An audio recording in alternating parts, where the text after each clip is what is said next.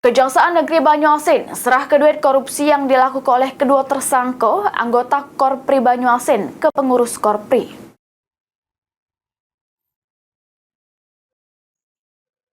Kejaksaan Negeri Banyuasin berhasil melakukan penyelamatan kerugian keuangan negara dari perkara tindak pidana korupsi juru pengelolaan dana Korps Pegawai Republik Indonesia Kabupaten Banyuasin tahun anggaran 2022 sampai 2023.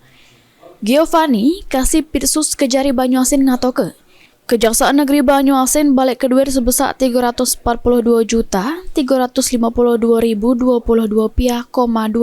sen. Duit itu bisa dipergunakan lagi ke kas Korpri untuk kegiatan Korpri Kabupaten Banyuasin sesuai dengan keputusan Bupati Banyuasin nomor 01-Korpri-2023 tentang pengesahan anggaran dasar rumah tangga Korpri Kabupaten Banyuasin. Negeri Banyuasin telah berhasil melakukan penyelamatan kerugian keuangan negara dari perkara tindak pidana korupsi dalam pengelolaan dana Korps Pegawai Republik Indonesia Korpri Kabupaten Banyuasin tahun anggaran tahun 2022 sampai dengan 2023, lebih tepatnya lagi Desember 2022 sampai dengan September 2023.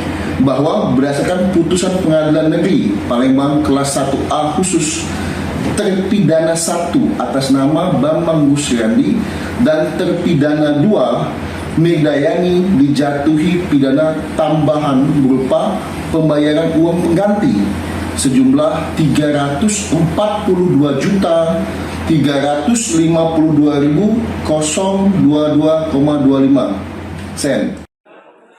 Giovanni menghimbau ke aparatur sipil negara di lingkungan Pemkab Banyuasin supaya juru mengelola duit negara harus bisa dipertanggungjawabkan dengan benar, sehingga kedepannya tidak berurusan dengan aparat hukum. Ridho Ilahi, PAL TV.